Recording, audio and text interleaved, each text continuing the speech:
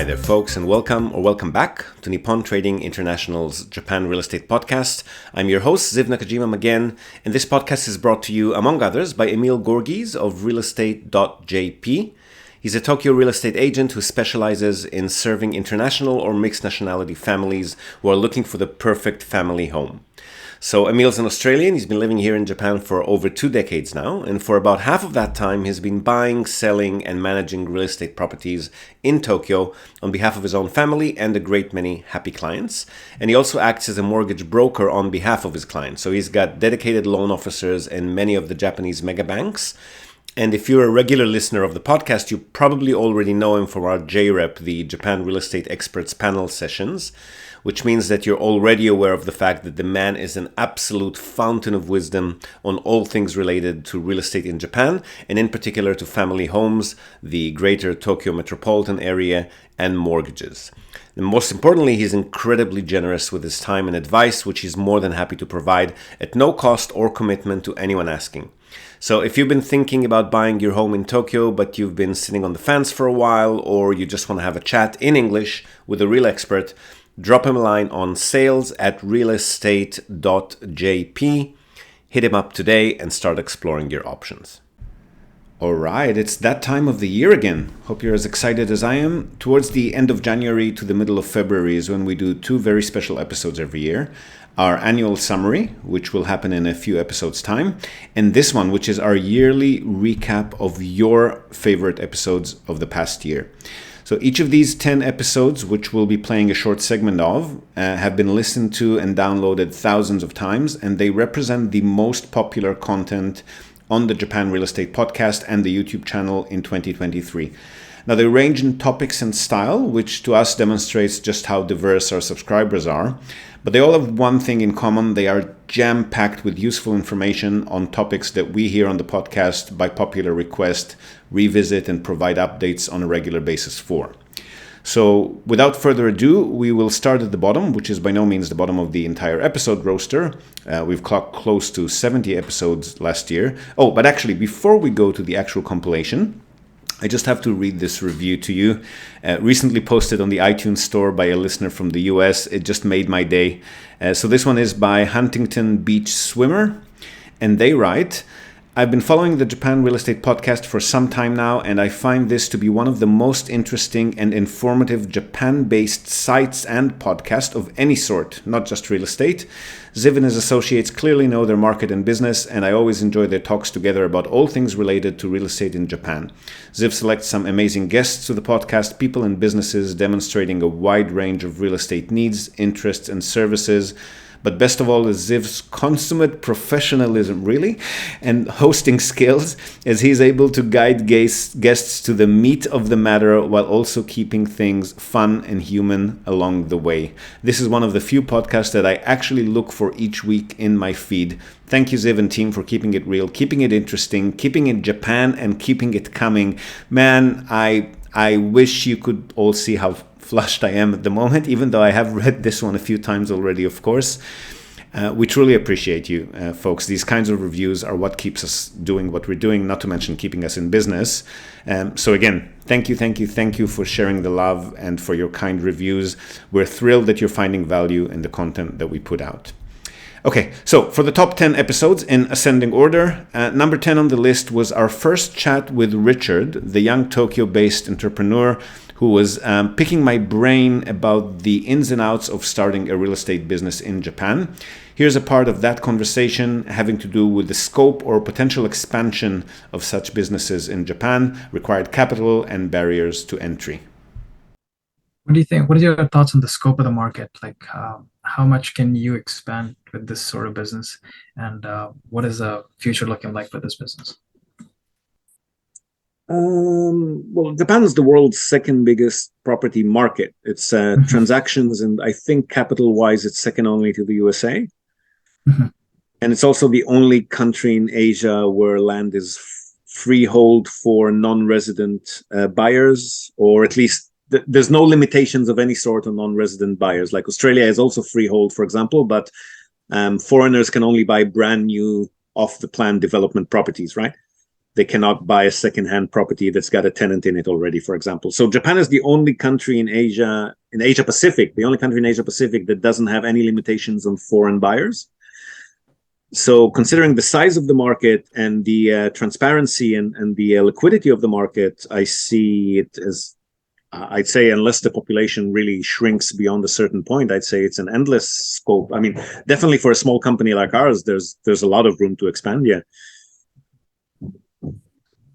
So I really want to learn more about this particular industry and like what are the scope, especially let's say when you're starting up, what is the capital requirement for you to start up such a business, and what is the entry barriers to entry for people who are already living in Japan but are maybe foreigners? Well, financially, it doesn't cost that much to set up a business. So assuming that you're going to bootstrap it and, the first few years or the first few months at least work from home and, minimize your expenses, then all you need to pay is usually about 150 or 200,000 yen to set up the company. And then annually for accounting and bookkeeping, the minimum corporate tax, depending on which city you set up, but the minimum corporate tax that you'll have to pay, even if you haven't made any profits, is going to be about 100,000 yen. And then your accounting and bookkeeping for a commercial entity like a company would cost you every year, depending on the accountant and how fluent in English they are, but let's say about 150, 200,000 yen at a minimum, right? So the financial barrier to entry, aside from the setup cost, is can you afford to pay $3,000-4,000 a year in corporate maintenance, even if you're not making any money, right? If you want to like have the business license or like business manager visa, for say, you need to have like an address for your business, right? Sorry, I thought you said you're living in Japan. I am living in Japan, but like you cannot declare your address or your residency as your business address, no? Well, that's if you need a visa. If you've already got a visa and you're already living in Japan, then nobody cares where your office is. It can be your home. See, is there a need for like let's say a Japanese partner for uh, legal reasons, like for Legally, example, no.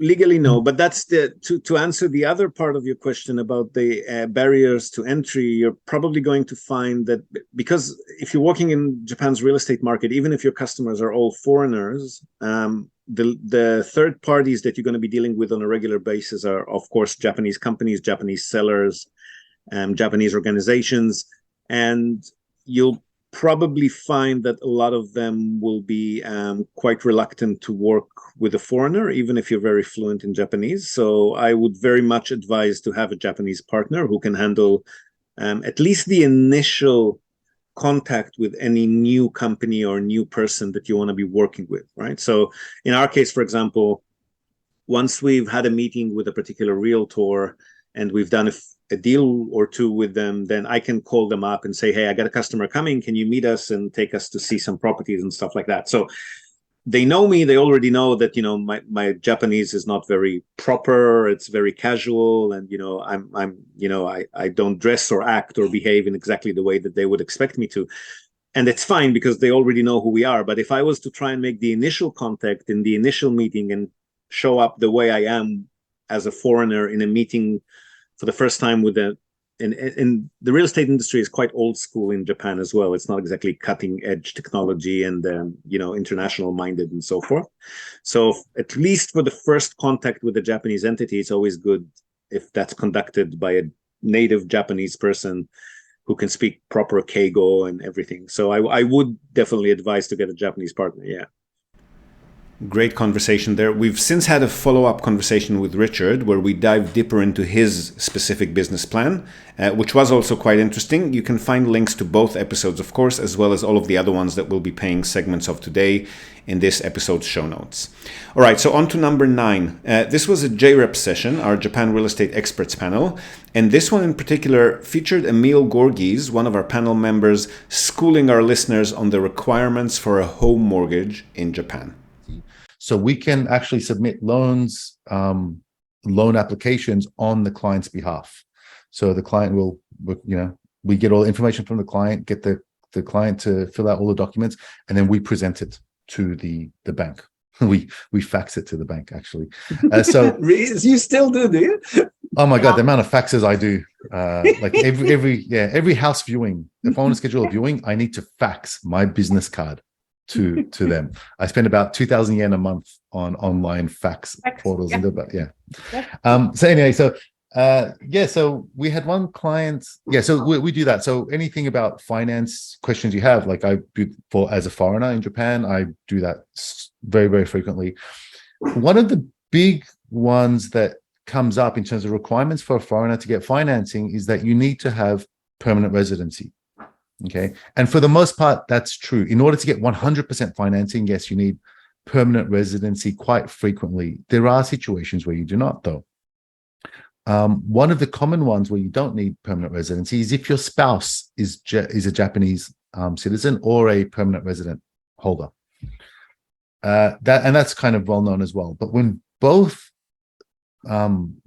the spouses are not permanent residents, so you have a straight up foreign couple. In this case, we did like this two European family, so two Europeans. They wanted to buy a house, and generally the requirement is 20% deposit. The bank won't give a non-permanent resident holder 100% financing. You can still get great financing, but it's at 20% deposit.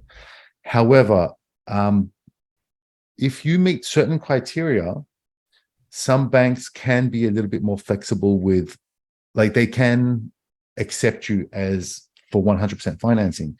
So with this couple, they'd been in Japan for 5 years. Being employed at the same company, like both the husband and wife have been working. You need to be working at least 3 years in the same company, and you can't be on a 1 year visa. It needs to be at least 3 or 5 year visa. You have to be married. Okay, and another condition is you need to be in the same rental property, wherever you're currently living. You need to have been in the same property for at least 3 years.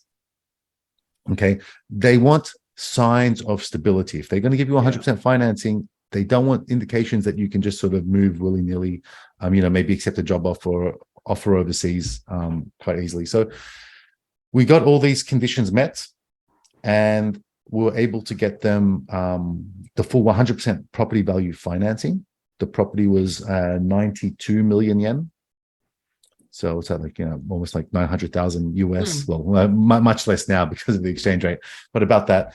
For a brand new property in Shinagawa Ward, Shinagawa-ku. Who was the lender? Who did you end up going with? With us, the lender? Mitsui Sumitomo. Okay. Yeah. And I'm wondering, you've mentioned that even if you're not residents and you don't meet this full criteria, they will give you 80%. In what kind of profile do you need to have to qualify for that? The normal non-PR in homeowner loans. You usually like you need to be employed. You need to meet all the like long-term employment requirements. You don't need to be married or anything. Like, so generally, if you can get a loan, like if you have the right employment situation to get a loan as a permanent resident or as a Japanese citizen, right? So generally working, at least a year, right? But say 2 or 3 years at the same company, and it's a good company, and you're not the business owner, you're just an employee. Along those lines, then you can get, generally if you have permanent residency, you get 100% financing. If you don't have permanent residency, they will want 20% deposit, so you can get 80% financing. But do you need to show some signs of heading towards a PR, or do you need to show that you've got like a future in Japan, that you like? How do you show that you're planning to stick with it? You don't. That's why they want 20% deposit, because if you put in 20%, you're not just going to leave and bail on the loan. You've got too much skin in the game. If you put in, that's why they don't want to give you 100% financing, because you haven't clearly proven that you are stable in the country and that you're long-term. Permanent residency indicates that the Japanese government has done their level of screening and has accepted you that you're going to live here permanently, right? And that's why they're okay giving you 100% financing, right? Because you've already been screened by the Japanese government. But the fact that you can even get 80% to somebody who according to what you're saying, somebody who could have just moved here a year ago or 2 years ago is working at a Japanese company on a employment visa, basically sponsored or not sponsored. That's enough for them to give you 80%. That's more than I knew. So this is good information. Yeah. Well, think of it the other way. You're giving 20% commitment. That's why they know you're not going to leave. Emil Gorgis, folks, and as we always say at the start of the podcast, he's super generous with his time, always happy to dish out advice, so do feel free to reach out to him on sales@realestate.jp if you too want to pick his brain about anything. So on to the next episode, number 8 on the top hits chart here on the Japan Real Estate Podcast. And this one is all about one of my favorite topics, Fukuoka City, where we live and operate from. This was a conversation with a savvy buyer from Singapore who's also familiar with the city and is looking for both a family and holiday home, as well as for investment properties here. He wanted to find out about the property scene here in Fukuoka City. Here's a snippet from our chat discussing property prices in the city and market fundamentals. Yeah, so my agenda is primarily to find a sustainable unit in Fukuoka. My concerns are kind of broad. So one is I need a single unit that is above 100 square meters built up area. So when you say unit, does it need to be a condo unit or a house? It can be either one. I mean, location is key for me. I have gone to see several units in the area where I live, which is, a very nice area in terms of it's about 10 to 15 minutes walking distance from Hakata Station and about 25 minutes from Tenjin Station. So I'm kind of like right in between. But it's a rental unit. I've gone to see, there's a property company called, several property companies. One of them is called Show Flat or something like that. Open House. Yeah, it's called Open House. Okay. It's I think a large property company. What they do is they buy individual derelict homes. So they buy the land and then they break it up into 2 units and then they build 2 3-story walk-up units, right?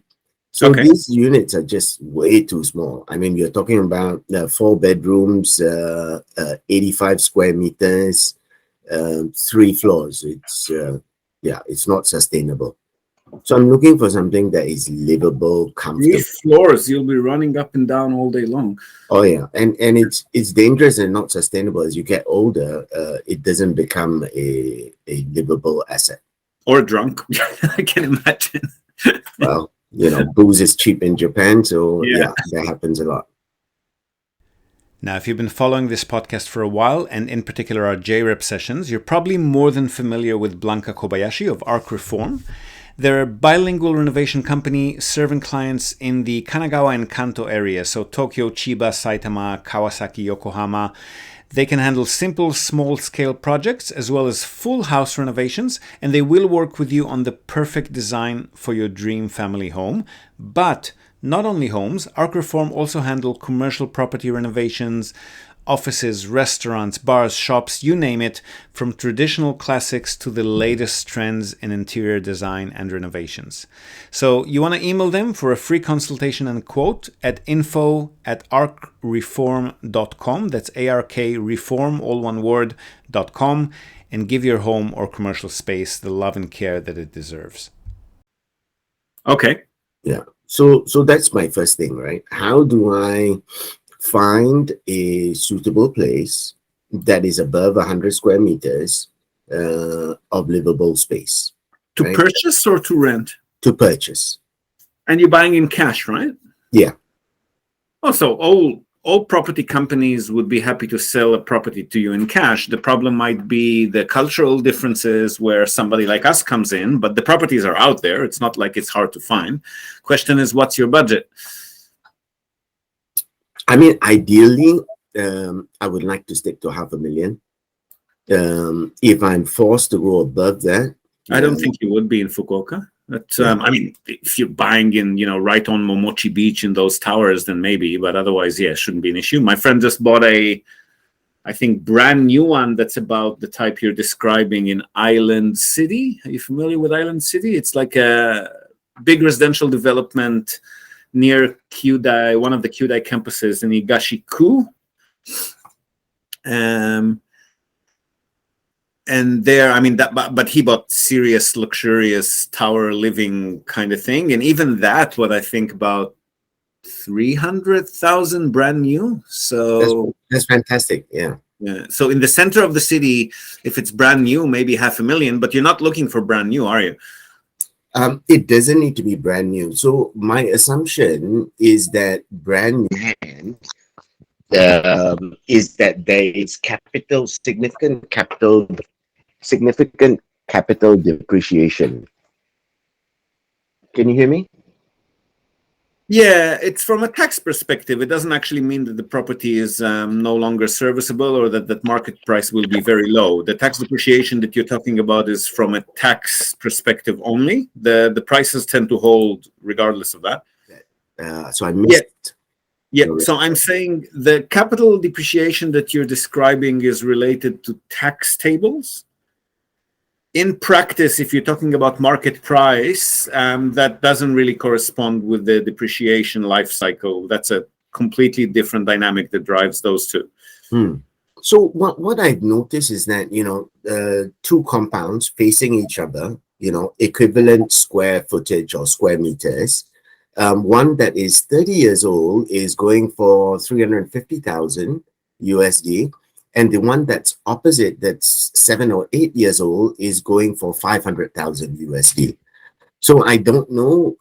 I mean, I'm pretty sure that I'm not getting a foreigner price because my wife is Japanese. No, it's not a foreign price. Yeah. So I've kind of come to this conclusion. Yeah, they do go down in value, but it's not because of the tax depreciation. They go down in value because as the building gets older, maintenance costs start building up, and then if you're an owner occupier, the amount that you have to pay every month is increased. And if you're a landlord leasing the place out, then obviously if you're paying more monthly fees, then that reduces your yield. That's the reason the prices are decreasing. It's not directly related to tax depreciation. So if you look, for example, we usually don't deal with anything this old, but when we started, which was already 11 years ago, we did help a couple of customers buy in central Hakata properties that were built in 1970 something, I think. So 40, close to 50 years now. They've actually doubled in price since we bought them, right? So first customer bought 11 years ago at, let's say, 2 million yen. Next customer who buys there 11 years later is buying it 4 or 5 million yen, right? Obviously, the trend of Fukuoka becoming an attractive destination and prices going up trumps anything to do with depreciation if and when that happens, right? So don't take depreciation as a market price reflection. Take it as a tax matter. So if you want to claim depreciation on your properties, then you might want to get something that's, let's say, between 10 to 30 years.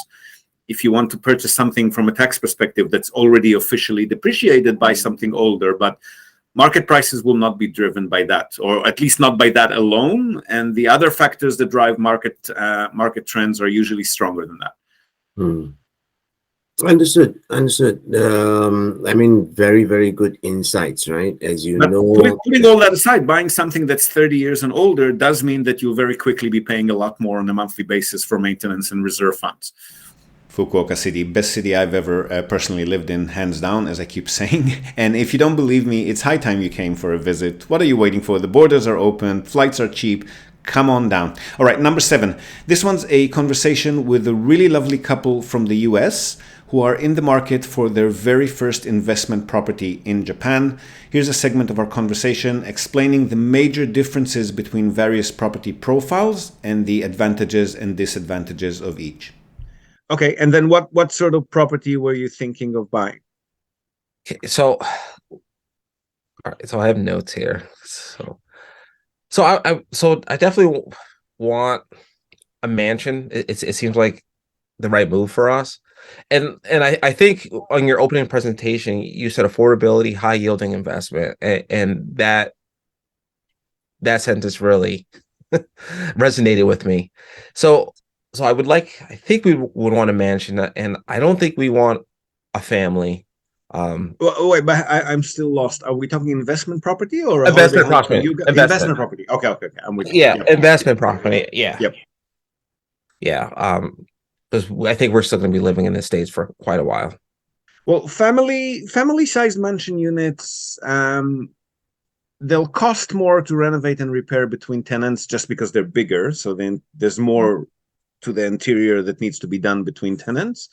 But if you happen to get a good family tenant, they'll stay in place for many, many years, and they'll take very good care of the property, as opposed to a single, which, I mean, the turnover is higher with the singles or the couples, and also if it's an elderly single, they don't always take really good care of the property. Not by being malicious or damaging, just keeping the windows closed and always smoking inside, especially if it's a man. So there's advantages to bigger family-sized units, but the yield will be lower because of the higher maintenance between tenants, and because of the fact that as they get bigger, the price goes up, but the rent doesn't go up as much. So they will yield less, but they're safer and stabler. So there's something to be said. Oh, okay. Because I guess when I was listening to the presentation, I thought you said that it's harder to fill them when they do leave. Yes, Whereas, but they stay for a longer time. Okay, so that's okay. It takes a bit longer to fill them in, but they do stay. I mean, it takes a few months extra to fill in a family-sized unit, but they stay in place for a few years extra. So, well, if in your expertise, if it is more stable, that's what I'm gonna go for. So basically, my career, I'm a programmer, and I teach. Actually, 2 jobs now. So I'm looking for something that requires minimum intervention by me. Yeah.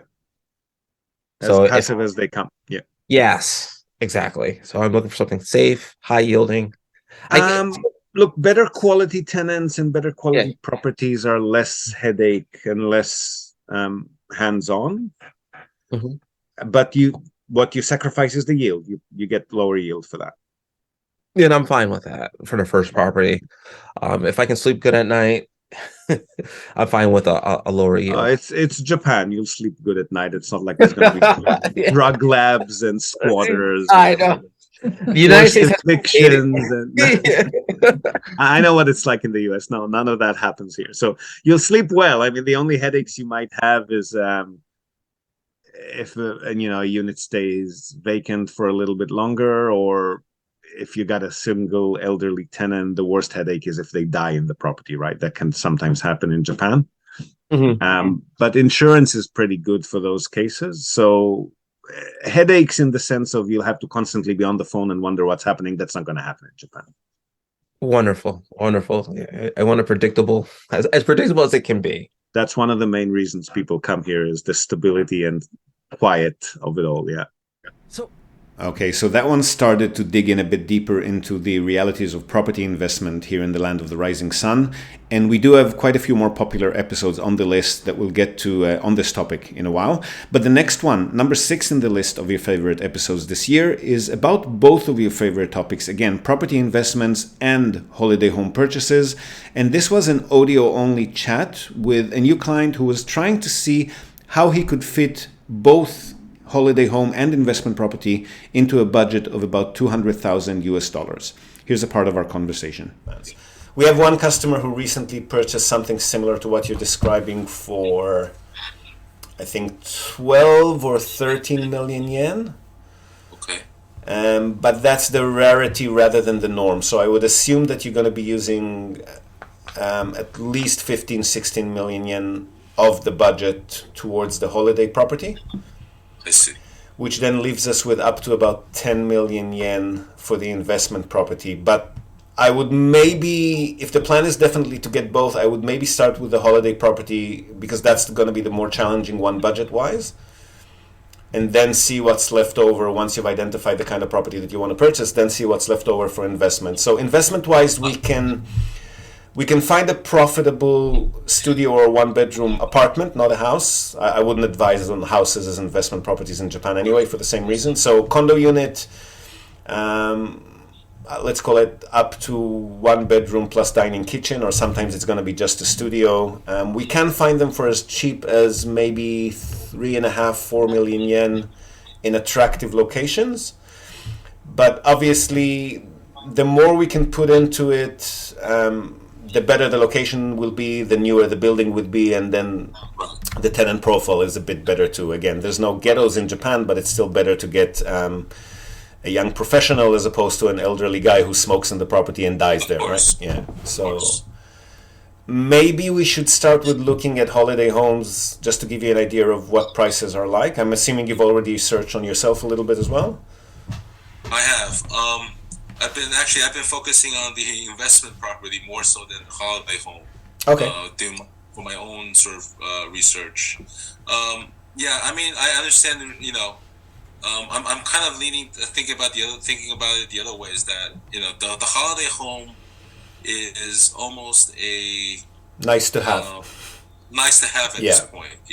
Yeah, and if we want to postpone that purchase, say, for another year or so, I think we would something. Well, I mean, if you got an investment property that kind of pays for your trips to Japan anyway, right? Right, exactly. Yeah. So yeah, and you can stay wherever you want using those proceeds. So we can definitely start with that if that's okay with you. Well, in that case, I would say that the sweet spot. I mean, you could go for Central Tokyo and Central Osaka if you wanted to. That budget would fit one property in those locations. But yield is going to be quite low. In Tokyo, if we get 3.5, we're happy. And Central Osaka, maybe 4 and a bit. And net before tax, just so we're on the same page. Yeah, so that is fairly low. I would just think, again, like you said, if you factor in taxes and the monthly fees, right? So I'm wondering again. So what type of building would that? What would I get for that? Is it like a newer building, or is it a high-rise building or a low-rise type of building? So definitely not new. You're not going to get new in most cities for this price. It's going to be, and again, new is also not good yield-wise because the price to purchase rises a lot more sharply than the rental graph, right? So again, you're going to be looking at 2, 3, 4%. So the sweet spot for yield, but also not too old, so that monthly fees don't start going through the roof and tenants still find it attractive, I would say is between 20 to 30 years of age. And then how central and how new within that scale depends on the city. So we could buy, I would say the price would probably be, depending on the city, in most attractive locations would be between 4 to 12 million yen, or maybe call it 6 to 12 million yen. I'd be super happy with, because the 4 million ones mean smaller cities and older buildings. Right. So yeah, 6 to or 11 or 12 million yen will probably get you a good investment property. And then if your total budget is that and you don't want to spend it, depending on the city, you could split it into 2 if you are keeping the 25 million just for investment. All right, moving right along and further down into the rabbit hole of investment, number 5 on our list is a conversation with a new client who wants to understand the differences between property investment here in Japan as opposed to Europe, where he's from, and other countries around the world. In this portion of the chat, we're talking about offers, submitting offers, due diligence, and foreign tire kickers, or at least how these are perceived in Japan. How old should investment properties be upon purchase and why? And other factors that make for attractive investment profiles, what information is available and what is not available at various stages of the property purchase and ownership. Let's say we find a property where you say, okay, this makes sense. It's a location-wise, it's okay. It's within a station. It is somewhere at a larger city. And let's say it has a certain amount of value that it's written off for, or it's published for. Let's say just an example now. Let's say 60 million or 6 million yen as an example now. Yeah. And let's say we say, okay, we want to make an official offer for this one, because my understanding in Japan normally is like, from my business background, right? It's like if you start approaching somebody seriously about something, like asking for inquiry or so, I mean, normally at that point it gets quite serious. I mean, like it's differently than in Europe, right? Where you can just say, Yeah. "Oh, please give me Yeah. I want to offer this," or make a letter of Yeah, intent. I'm glad that you recognize that, because that's one of the main points we have to educate new customers about. In the West, we're very used to, shooting in all directions, submitting offers on 5, 6 properties, and then just going ahead with the one we like the most. But if we do that in Japan, that agent is not going to work with us again. It's just not done here. So what we would need to do is get our research results, prioritize them to see which one, on paper at least, which one looks the most attractive, and start tackling them one by one. So we go with the first one, we make inquiries. Once we submit an offer, it's expected, it's not legally binding, but it's expected that if nothing turns up during due diligence, we're going to move forward with the deal. We're not going to just pull back because we changed our mind. But the due diligence information is only going to be available post-offer. The agents, it's a very fast market here, so the agents and the sellers don't go out of the way to start collecting documents for tire kickers. Once they have an offer, they'll start providing, if the unit is tenanted, they'll provide tenant information, the building renovation history, the total reserve funds, and then we look at all of that information and we decide if we're moving forward or pulling back or maybe amending the offer price, for example, if there's a higher risk factor. Right, so we can pull the offer back because of that due diligence info, but not because just we had a change of heart. And then once we sign the contract, pay the 10% deposit, that's when it becomes legally binding.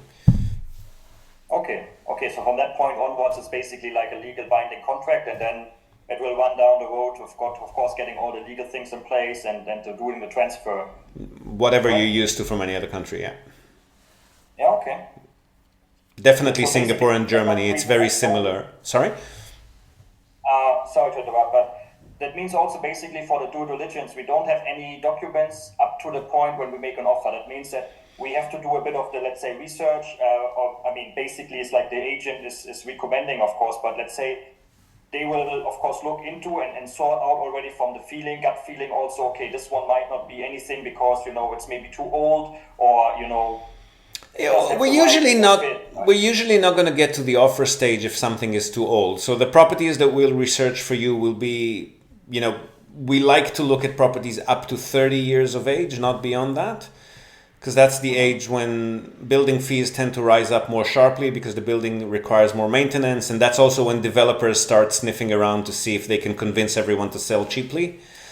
So we'd like to give you at least 5-6 years of buy and hold before that happens. So we'll normally aim for properties 30 years or younger, unless it's a phenomenal location and we're sure that we're going to get a good offer when it's time to sell, right? Otherwise, 30 years and younger, we'll want to see it within 10 minutes walking distance to a train or subway station, whatever that city has for transport. The only exception would be maybe if it's a major station like Tokyo Station or Hakata Station, Nagoya Station, then maybe 15 minutes is also okay. Okay, yeah, and then I think even at that stations, if you're 15 minutes away from Hakata, you're being at one subway station anyway, right? Yeah, exactly. Hakata, there's probably going to be sometimes you get this one little spot in the other suburb that's actually no other station, but still 15 minutes walk to Hakata Station is good for any tenant. Yeah. And then the other things that we can see on paper, aside from just having a look at the building generally, we can see if, it looks like at least the exterior is reasonably well maintained. If the property is tenanted, we're not going to have any interior photos. So Japanese tenancy laws prohibit anyone from entering a tenanted unit. There's no periodical inspections, or you don't enter unless the tenant asks for maintenance or something.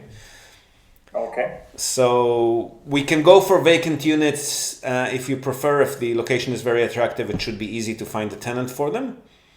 The advantage there is that you're getting a property that was just recently renovated, the interior. But the downside is, of course, you're buying into expenses as opposed to buying straight into income, because you still have to pay your building fees for a few months until you find a tenant, right? Now, at number 4, and this annual episode never fails to make it to the top 10, is our annual property market summary for 2022, published, of course, in 2023.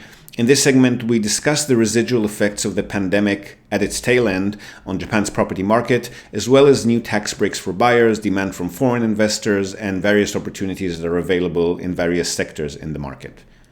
So, then what about the pandemic trend of working from home?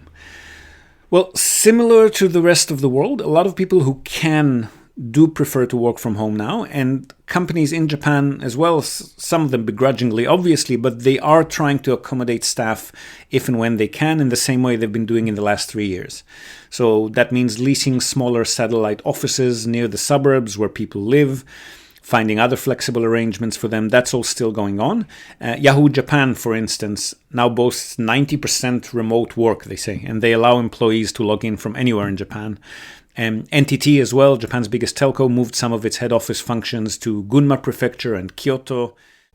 So, while Tokyo is not really losing any significant population just yet, the trend of relocating to smaller cities, which has started during the pandemic, doesn't seem to be going anywhere, and we're probably going to see that reflected in the next population census results in 2025, when we will actually see what the years of the pandemic have done to these migration trends domestically.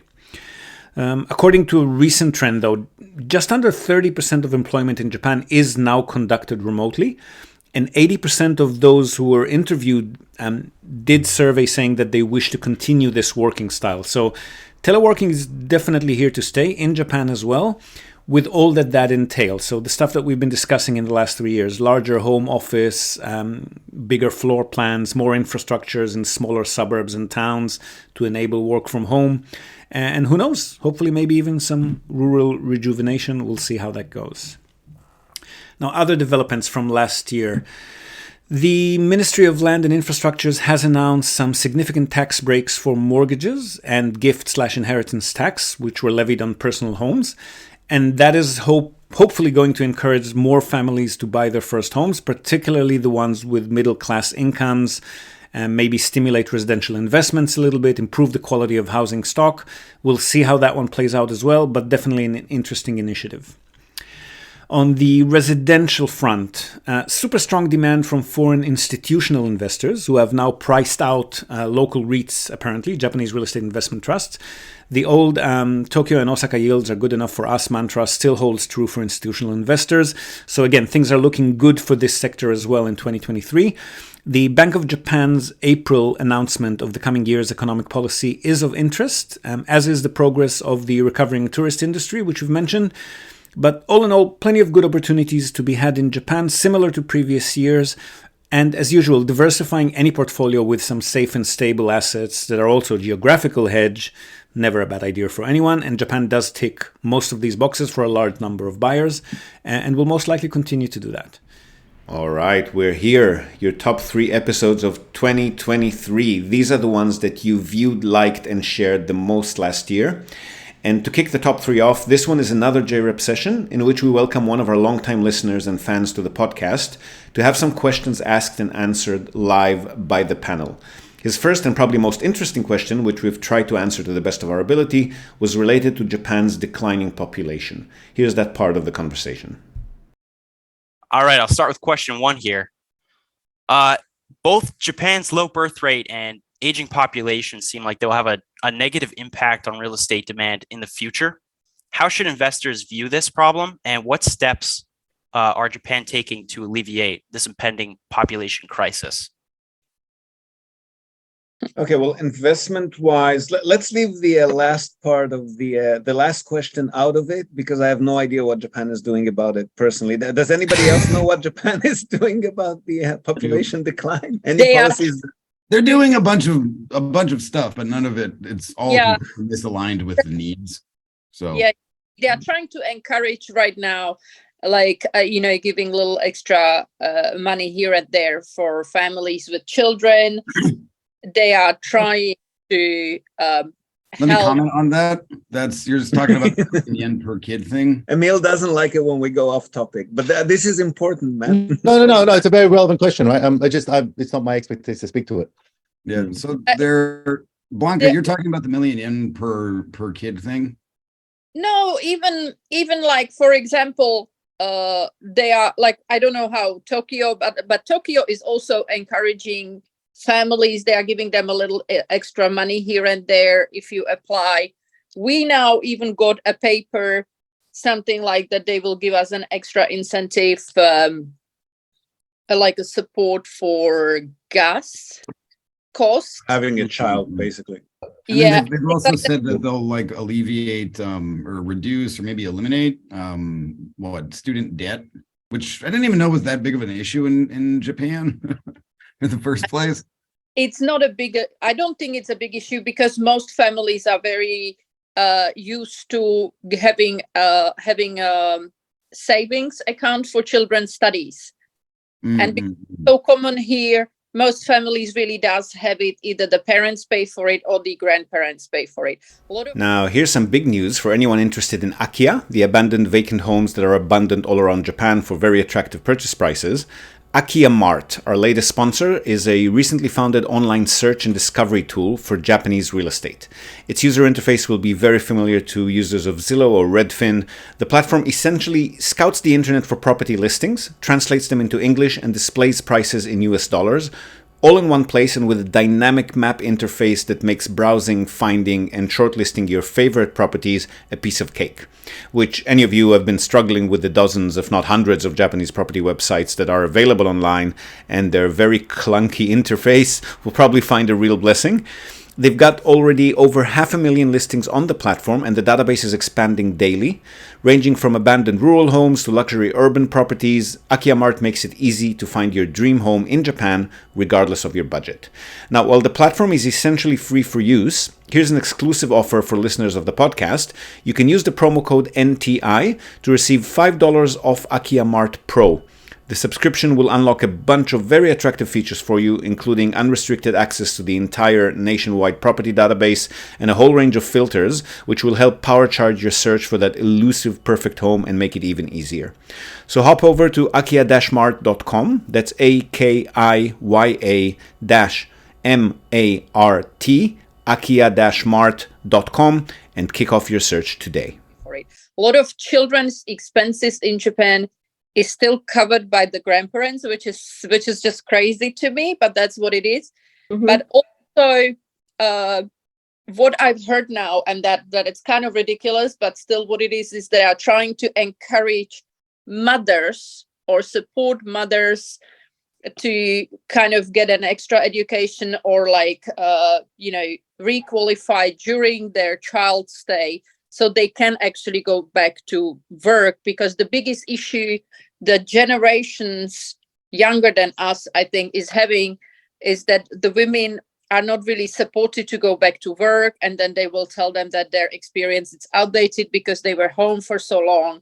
I wonder if education will actually change anything, though. I know some very highly educated women in Japan that have just abandoned any hope of a career, and it's not because of lack of education. It was a lot of, but I think yes, like sorry to cycle back to your question, yeah, Michael.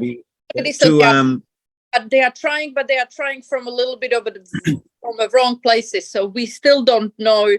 We still don't know where this is gonna go.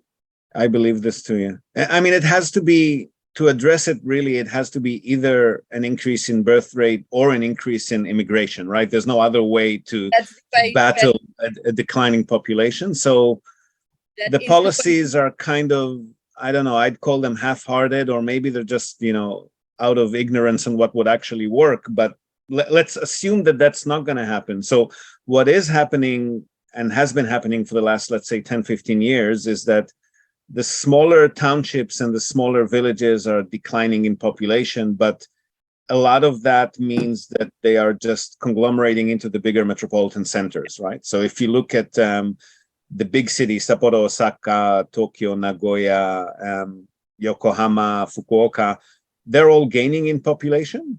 I don't think it's organic anywhere except Fukuoka, maybe. So it's not actually people having more babies than people dying. You're talking about just like the gut bit. Exactly. Right. But considering the size of the population in Japan, that's a trend that's going to keep the cities growing for at least another 10, 15 years as it runs its course. And that's really, for me as an investor, I think most of our clients as well, we don't think, I mean, obviously it's a long-term commitment and investment, but we don't think much beyond 5 or 10 years because everything changes, right? Policies, macroeconomic factors, microeconomic factors. We have no idea what's going to happen in 5, 10 years. There might be a policy in place. The trend of the population decline might reverse or slow down. It might not, but if we've got 5 or 10 years of increasing population, which means a stable tenant base, for me as an investor, that's enough. But I don't know if other people have other views on that. I'm going to add to that. So yeah, I agree sort of what you said, Ziv. So I've got 3 kids, so I think I'm doing my part for the population growth. Good job, Emil. You try. But that said, so you are right. I think though, although right now the attempts the government are making seem to be not very successful. I think just last year was the lowest birth rate on record. Yeah, it was like 800,000 or something. Yeah, less than 1 million, right? Yeah, crazy. So it is very low in terms of birth rate. Japan, as little faith as I have, then they're eventually going to have to start doing something. They're doing something already, but when it really becomes more and more of a real impact, that's when they're going to have to do something more significant. The big one, which I feel they're trying to avoid, is immigration. Yeah. Right. But they're not just going to dwindle away and just see this, and eventually we're on a population of 20 million, 10 million. Like that's something will happen before that to resolve it. Right. It's not just going to be a catastrophic decline and no one does anything. I feel something will get done. So that's why for me, Kishida-san's the first one that's actually at least talking about it with any sense of distress that I've seen in a while, prime minister wise, right? Yeah. I got the impression that Kishida had there was like a knee jerk, just like freak out kind of thing. Like, oh my God, we're not having any children. Like we're going to die. We do. I did see one initiative, which was to give dating, teaching men how to have be better daters or to have more romance. So I thought that was quite amusing. So that is interesting. Going there is a whole. That's a whole other podcast, and it's beyond the scope of what we're doing. Socializing and romanticizing is. But back to the question, right? How does this affect real estate? I mean, exactly. I was just about to bring it back. Yeah. Probably imagine what I'm going to say with akiya, right, in rural areas is. Fact of the matter is they dropped the ball, right? And legally speaking, anybody anywhere in the world can buy property. And management is another issue. We can talk about that later. But the fact is that Japan's kind of on sale. And Japan Inc. itself doesn't do shit about it, right? Yeah. And so from my perspective, with the akiya thing and the cheap ass abandoned stuff is, Jesus Christ, come on over, like buy that, and you can buy that, and you can buy that, and just buy it up, right? And that also potentially affects immigration as well. And you see there are some people doing some interesting things, and I don't know that we've spoken about this on the podcast before, but there is a very large international school. Actually, there's a few international schools that are setting up in slightly rural areas. And then there is also, like, if you look at the big one, which is Harrow, which basically bought up a whole big swath of land up in Morioka area. Really? I don't know about they've opened up this school, which is like very, very high end. It's like 9 million yen a year for full board and tuition, and they're really going after the very high end moneyed Asian billionaires. So coming in from China, coming in from Singapore, and they're really trying to, because the land was cheap up in that area. Iwate is like in Iwate. Iwate is just dirt cheap. But what they've done is they've brought a brand over. They've brought a brand which has a very high international, association of like high quality education, and they've put a product in the middle of nowhere, but they're offering golf. They're offering the kids can go skiing in their, at their lunch times, and they're offering some very wealthy people a very good opportunity, and they've come in and done it for next to nothing.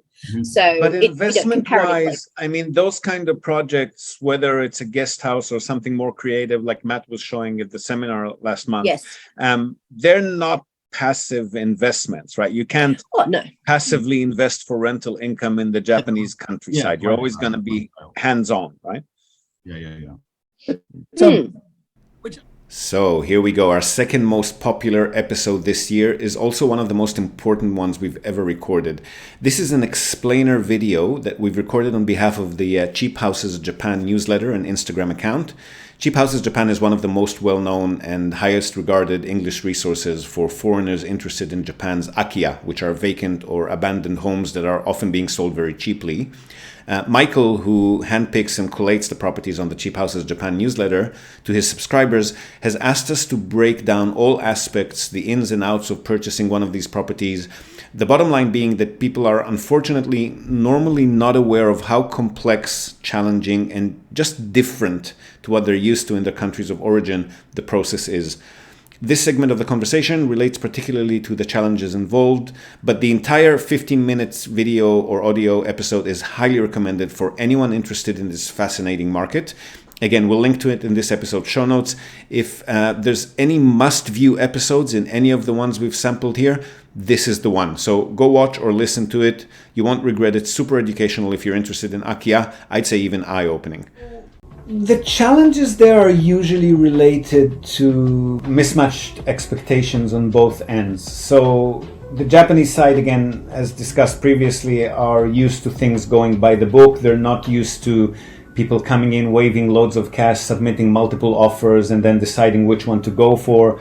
They're not even used to being asked too many questions and for too many terms and conditions to put into the contract. Usually, property purchases in Japan are very straightforward. There's a listing, there's a price, you might slightly negotiate it, maybe 10-15%, maybe conduct a structural inspection, which is rare for these older, cheaper properties, and the deal is done. But foreigners who are coming into Japan are obviously used to a different mode of operation. In many cases, if they come into another country and they're a cash purchaser, they're going to be an army of real estate agents and available properties, and everybody wants to work with them.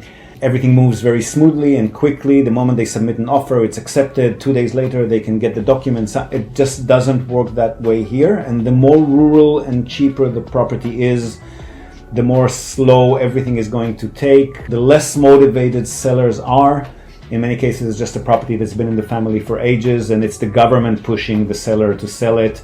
It's not going to be as smooth and as quick and as open arms as you'd expect it to be, whether in your country of residence or other countries that you purchased in the past. So we normally tell our customers, number one, to buckle in. It's going to be a long haul. They might look at 5, 10, 15, 20 different properties before they actually find the one that they're going to go ahead with.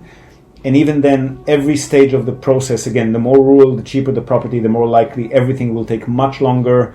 Everything will be a lot more vague until we can clarify and put everything down in writing. Documents will be amended, re-amended, sent again.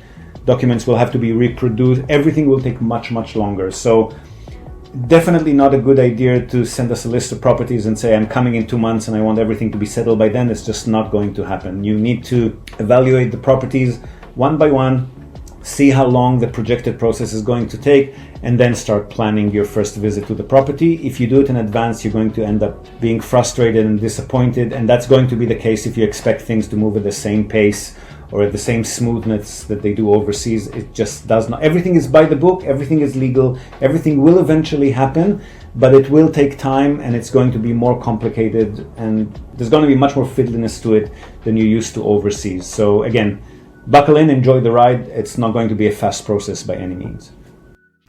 Okay, the moment you've all been waiting for, the most popular episode on the Japan Real Estate Podcast and YouTube channel in 2023. Drumroll, please.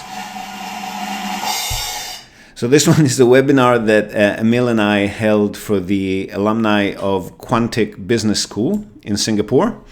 We talked about a whole lot of topics in this session, which went on for almost 2 hours. This particular segment is all about choosing your investment location within Japan, the types of investors who are interested in buying here in Japan and why they choose the locations that they do, as well as what happens when a property is demolished. So really interesting conversation, very educational. Again, I highly recommend to check out the entire episode if you haven't done so yet.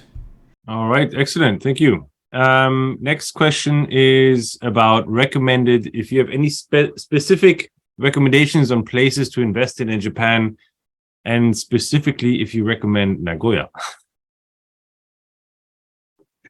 I think so. What we normally do when we're approached by a new client is we just try to understand. We try to base our location recommendation and the property profile recommendation as well, based on the investor's profile. So everybody comes with different goals from different countries of origin, with different investment portfolios that they've got in various other sectors or countries or what have you. So we first try to get an idea of, for example, if somebody's running a portfolio that's relatively high risk, high reward, speculative, getting high percentage returns, but they're not really sure about capital retainment, then we'd probably direct them into diversifying into something a bit more safe and stable. Maybe they'd be happy with 4 or 5% in Fukuoka or Osaka or Nagoya or what have you, even if it's not super percentage, but it's nice and safe and stable income. Whereas people that have more blue chip stock portfolios that are,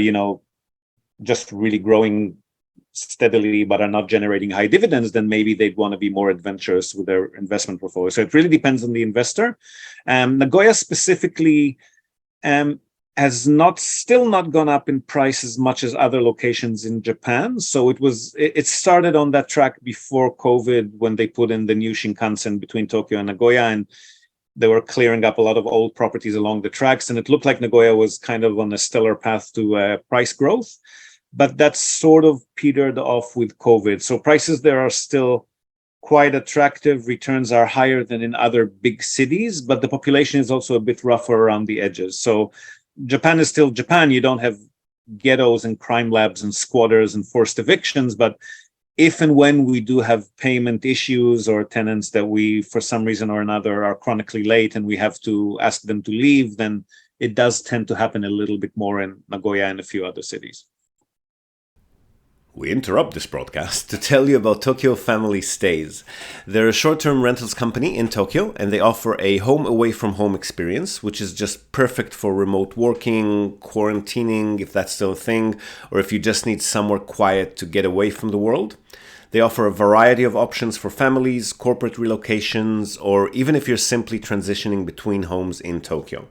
The properties are super comfortable, tastefully furnished, fully equipped with all amenities, and they accommodate up to 10 people. So really the only thing you'll need to bring with you is your toothbrush and maybe a change of clothes. They come with fast unlimited wireless internet, dedicated workspaces, and fully equipped kitchens, and they're just a delight to stay in. Fantastic alternative to Japanese business hotels, which if you've ever stayed in one, you probably know they're tiny, they're noisy, fine for a night or two if you're on your own, but longer term or with a family, you'll probably feel you're in a jail cell very quickly in a Japanese business hotel.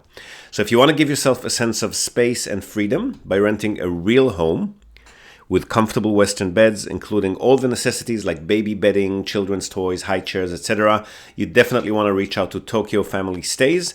They've been at it for over a decade. They're a fully licensed minpaku or short-term stay operator. And as a special bonus for our viewers and listeners, they're also throwing in a breakfast basket upon arrival for anyone who books and mentions the Japan Real Estate Podcast or NTI. And not only for guests, if you're a property owner, you've got an investment property that you want to tweak for higher profit, or a holiday home that you want to rent out when you're not using it via short-term stays, drop them a line today, see how they can help you maximize your property's income.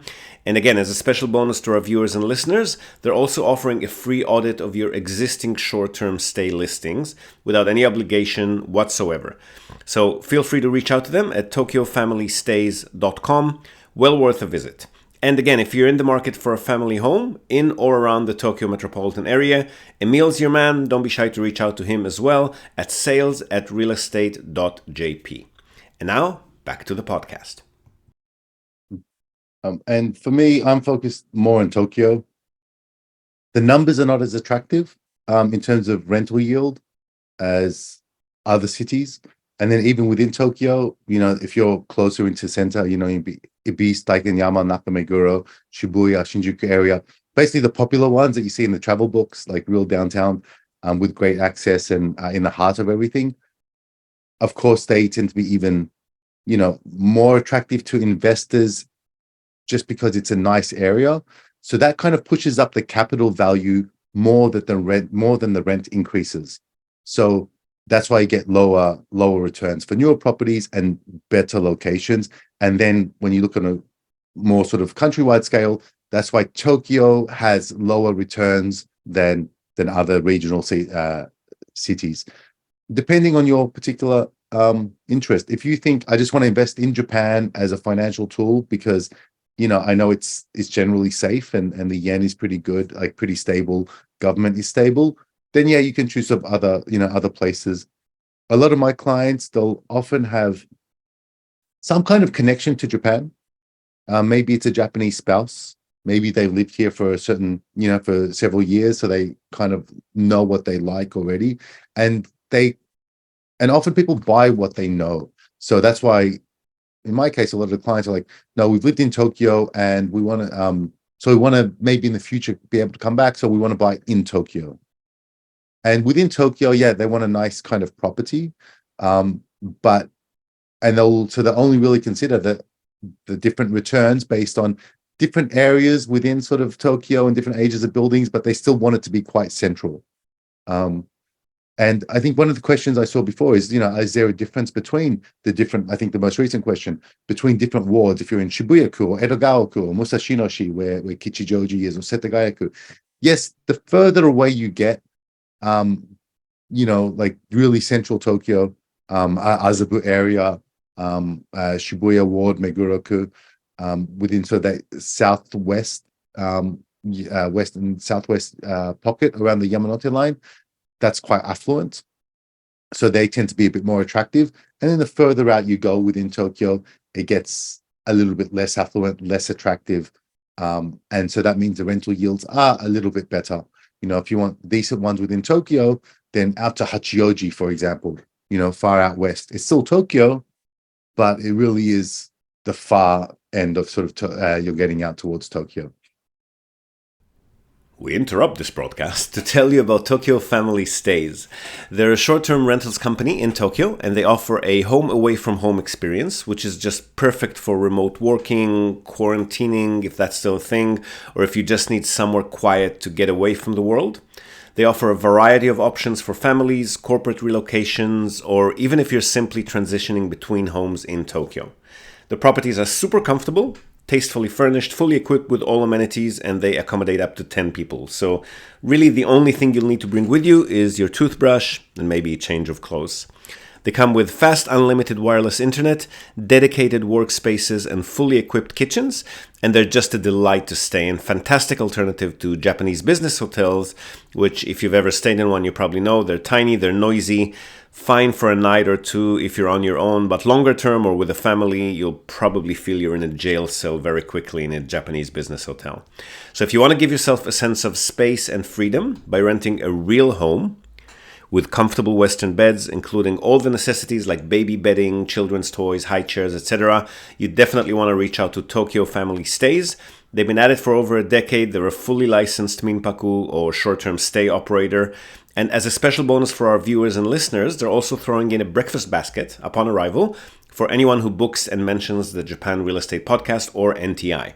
And not only for guests, if you're a property owner, you've got an investment property that you want to tweak for higher profit, or a holiday home that you want to rent out when you're not using it via short-term stays, drop them a line today, see how they can help you maximize your property's income.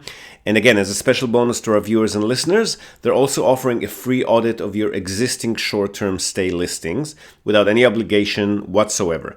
So feel free to reach out to them at tokyofamilystays.com. Well worth a visit.